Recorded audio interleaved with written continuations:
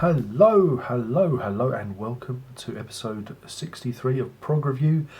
And we're going through our Rush Bonanza Sector 2 box set extravaganza with Permanent Waves. It's this one. No bare bottoms on the front, no men's bottoms, but instead we've got ladies' panties there. So there you go. Better do the thumbnail picture. You ready? That should do it. So anyway, it's 1980.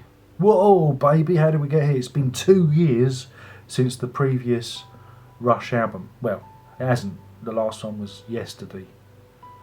But it was 2 years since they made the last album and this album, Hemispheres and oh dear, it gets a bit complicated. But anyway, listening to Permanent Waves, I'm not even halfway through the first song, and I realised that Rush has changed. They've changed completely. They've now adopted a much more radio-friendly approach to their music. It's instantly more palatable. Wow, how did it happen? 2 years. Everything changes. So the album begins with Spirit of the Radio. I think it's quite a familiar or famous track from the band. I wouldn't know, I'm not a fan, but from what I've read, I think it may have been a breakthrough hit for them. And it's quite a funky little number. It mixes up musical styles. I mean, heck, you even get prog reggae towards the end. Yeah, man. Oh, that was bad. And I have to admit that it is actually a catchy little pop rock number. My only problem with it, and it's a problem that I have throughout the album, is the production doesn't sound particularly lively. It sounds a bit flat. But yeah, what I liked was the general radio-friendly nature of it. It was, add a melody.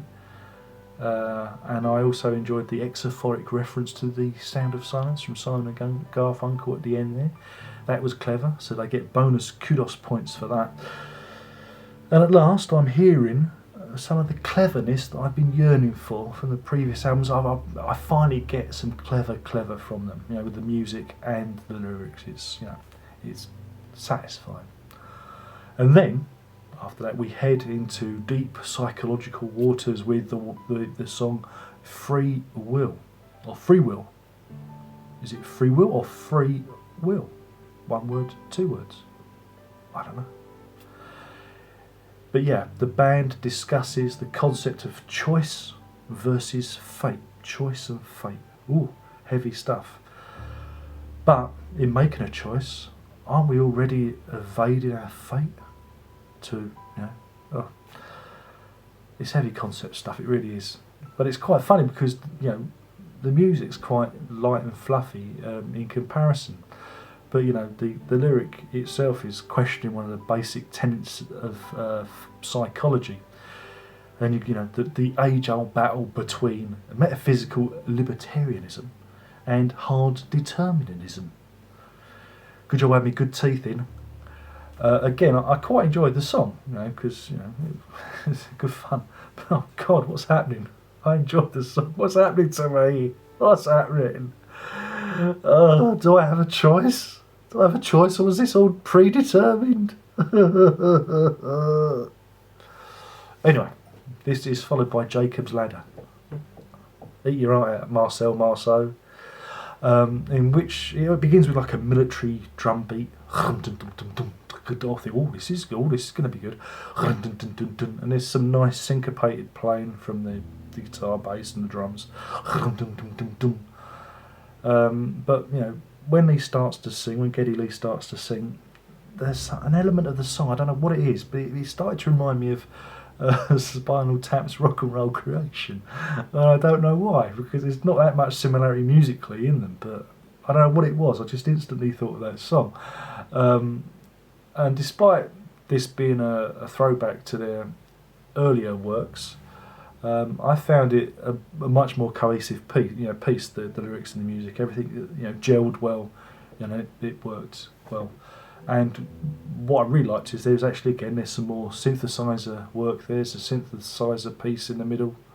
as a solo or something, and that automatically gives the song more depth, an added dimension over their previous epics. Again, I found myself actually enjoying the song. I actually got behind it. Oh God, what's happening? Après-vous. No, après-vous, après-vous. No, entre nous. Now this one is a bit of a plodder compared to the other songs, but it's well crafted, and it's infinitely more enjoyable than some of the songs that I've heard in my exploits with the Rush box sets. But yeah, I'm definitely enjoying the radio-friendly Rush, but then we hit a bump like that. Different strings changes tempo, and everything slows down and the guitars are scaled back. And I guess you could say this is the closest thing the band do to like a ballad on the album. But unfortunately, I found myself drifting off. My interest was waned, and yeah, it's a bit unfortunate. But the end section I found a bit interesting, just a little bit interesting. But I thought it was probably the weakest track on the album. And then the album ends with Natural Science, which is again, it's one of those epic songs that Rush do, those 10-minute epics that they do with their other records. And I think it's about science versus nature.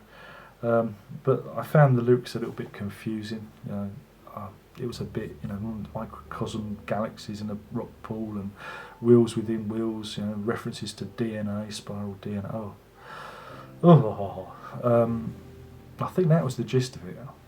But the song, despite starting with a babbling brook, and you think it's going to be a nice serene scene, breaks into a sprint. Yeah, and you feel dragged along by it.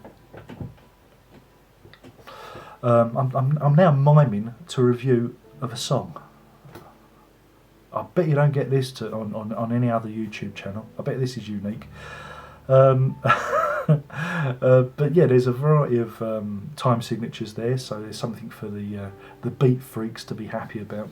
And despite there's some good playing, on this song, and it's it all kind of works well.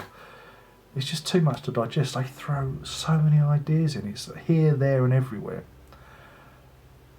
And I've just noticed that my external recording isn't working.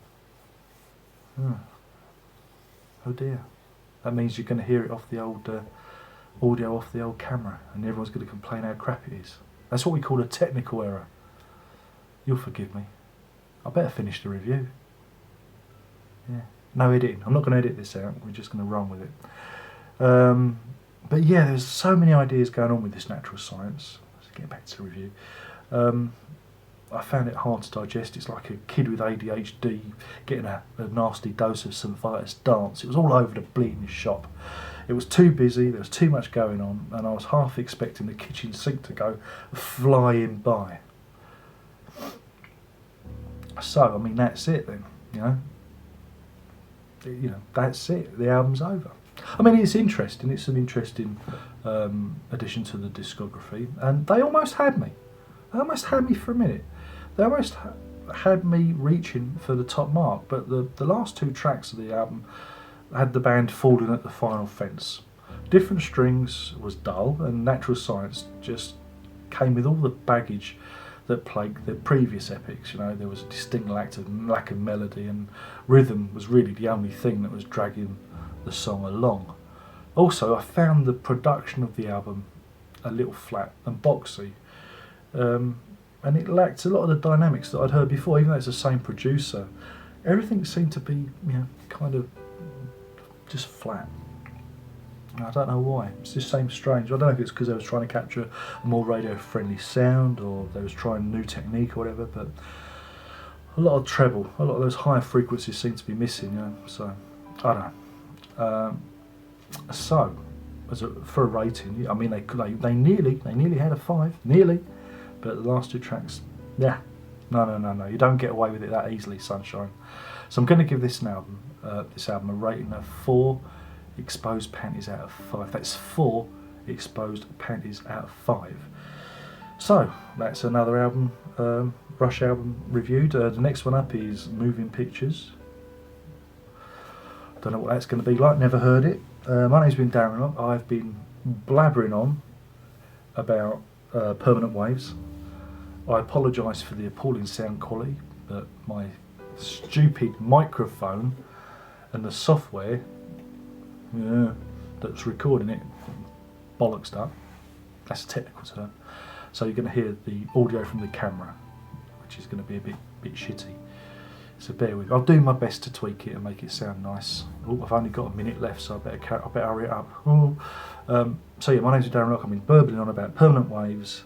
You've been a very wonderful audience. Agree, disagree. Comments in the comments box below. Thumbs up, thumbs down. Tell your granny, make the dog watch it. Social media. You can tickle me Twitter, sit on my Facebook, punch me hard in the Google Plus.